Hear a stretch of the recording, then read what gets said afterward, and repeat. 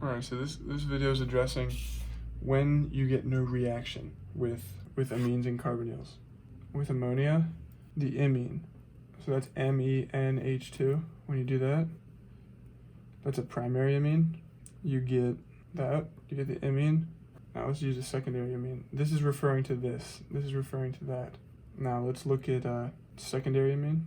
That's referring to the molecule there. Oh, I need H plus.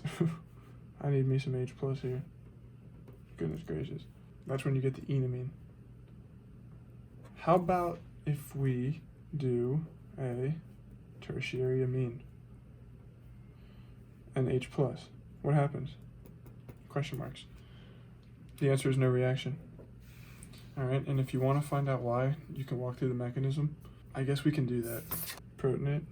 Alright. Then you would have you'd have this thing attack. Now we come on down. Alright, now. Usually in this step we would be deprotonating. But there's nothing to deprotonate.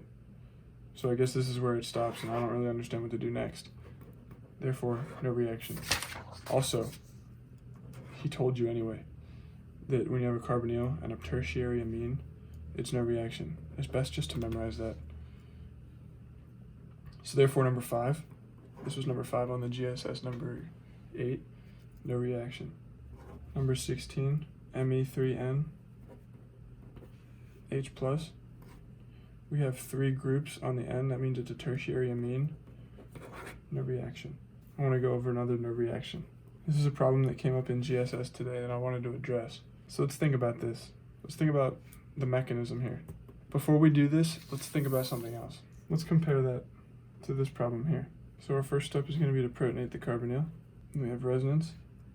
So we want to show that. So there we are. It's pretty magical. It can actually attack right there. So you have an H right there, positive charge. In this case, you'd be able to use B minus to deprotonate in order to get this structure.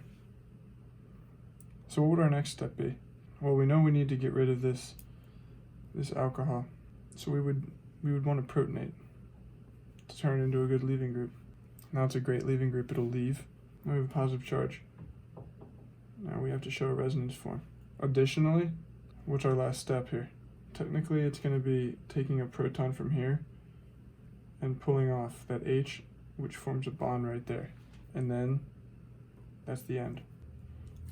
And this molecule here is the same as, which is what I would have drawn as a product, because that makes the most sense to me. But this is what we came up with, which is the same thing.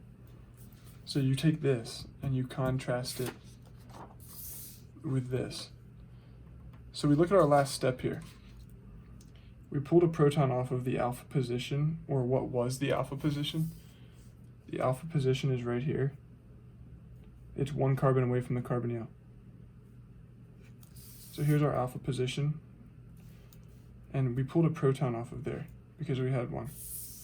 Now, you look there, and that's a methyl group. So there's no alpha protons to pull off, which means no reaction, because this process cannot proceed. So give this a good look. If it doesn't make sense, then ask some questions, and hope this kind of makes sense.